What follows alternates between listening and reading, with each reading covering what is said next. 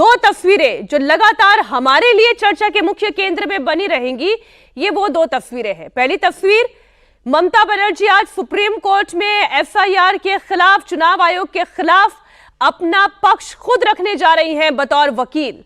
एक वकील के किरदार में एक मुख्यमंत्री दिखाई देने जा रही है।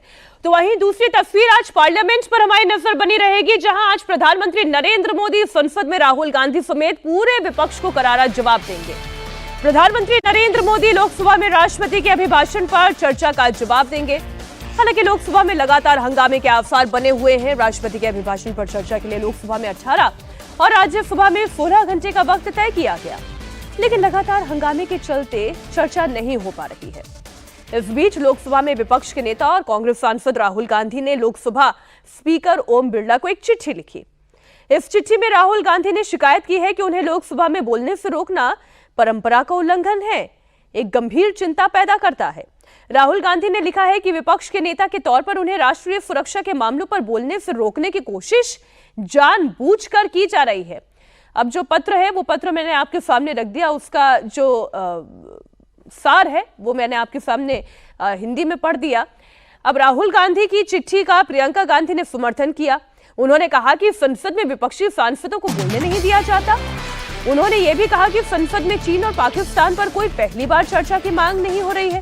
इससे पहले भी संसद में चीन का नाम आया, पाकिस्तान पर चर्चा हुई।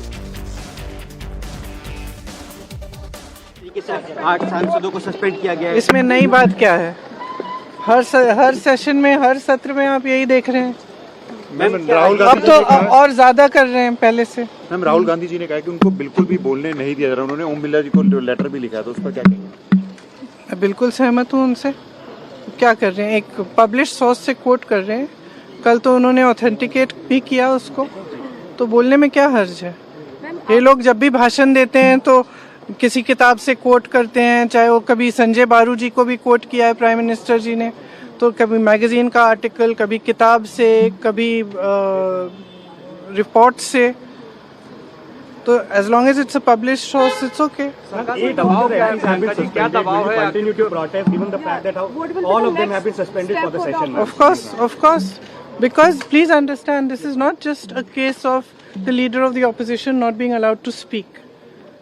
This is a fundamental issue of democracy and of the way the parliament works. ये जो संसद है, ये मंदिर है लोकतंत्र का। इसमें पूरे देश की आस्था है। देश का एक एक नागरिक इसमें आस्था रखता है। किस चीज में आस्था? लोकतंत्र में आस्था। लोकतंत्र का मतलब क्या है? कि सबका एक्सप्रेशन होना चाहिए, जो भी है उसकी चर्चा करनी चाहिए। ये आरोप भी नया नहीं है अवधेश जी कि विपक्ष को बोलने नहीं दिया जा रहा है, लेकिन चीन के मुद्दे पर जो राहुल गांधी बोल रहे हैं और जैसे वो बोल रहे हैं, नियम के आधार पर बोल रहे हैं या नहीं बोल रहे हैं? देखिए, इसका 3 पहलू है।